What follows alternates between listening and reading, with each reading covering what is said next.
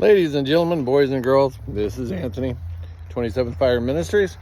Yeah, a while ago, went out checking out my goats, and one of my little ones, no marks, no attack, I don't even know what, but anyway, one of my little females passed away. Didn't get that cold last night. All the others seem to be doing very well and mean as ever, so I don't know much, but I know it did when I see it.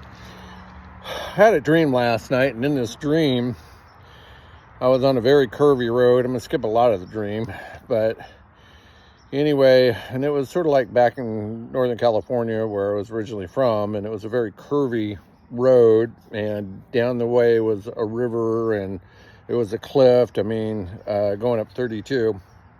And anyway, in this dream, for some reason, my family was ahead of me in a car, or black cars, almost like government cars. Makes you feel good, doesn't it? So anyway, but in this dream, for some reason, I was on the side of the road, but I was in the far lane, and I did that with my wrist, and my keys shot across the road and over this cliff and went down about 200 feet to my car. So basically, it left me stranded in this dream, and which is kind of funny because as far as away, I would have had to throw in those keys physically, like just trying to get them over that cliff to do what happened in the stream. So it just wasn't natural. And I could see the keys way down there, about 200 feet.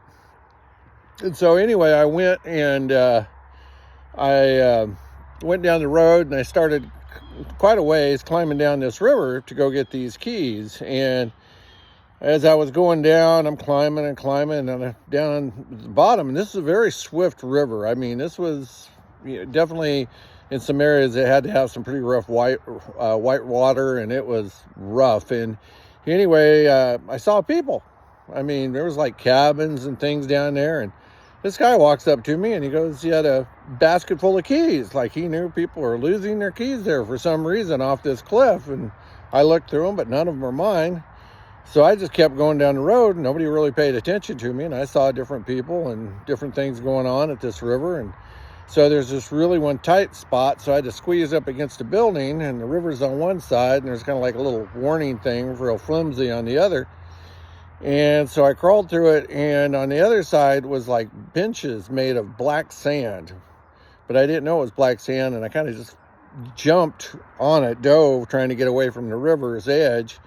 And when I hit it, it just crumbled to sand. It was just, all it was black sand. It was phony on what it was supposed to be. And so I kept going, and finally I reached a point where I could look on this cliff, and I saw my keys, but it was all black sand. It was just black sand. And so I just stared at these keys, trying to make a decision because of the experience I'd had on the bench to whether or not I wanted to step on this.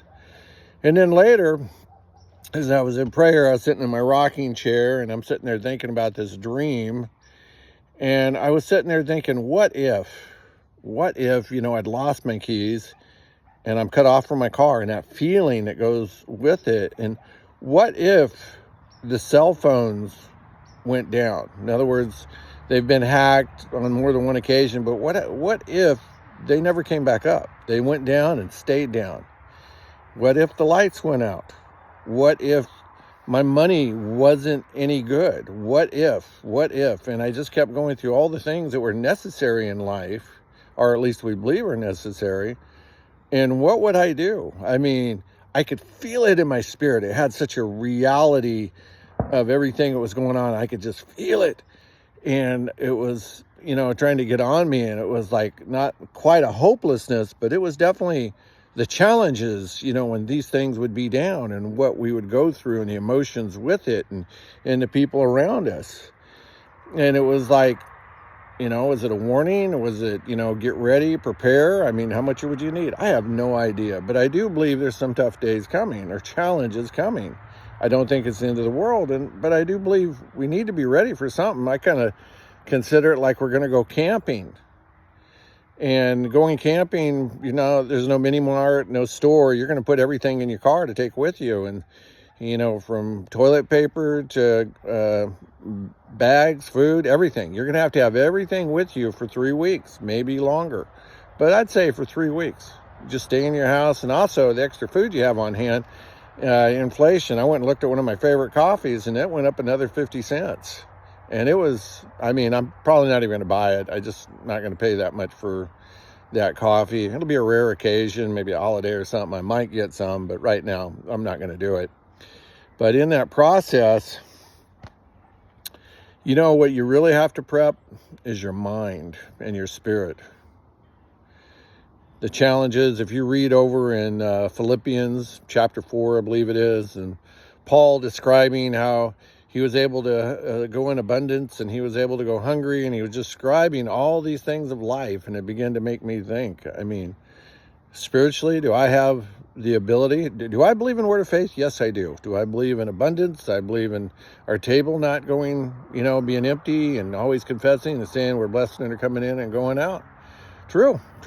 But also, if I was a Christian going through difficulties, would I be able to achieve the ability not to complain, gripe, and murmur? But to stand and just say, God, it's in your hands, here am I. And to stand on that. No longer dependent on a phone, no longer dependent on a lot of things. Just the Lord, the Word of God, my family, and praying for them. This world can change in a heartbeat, baby. Are you ready for the ride? I'd suggest you get ready.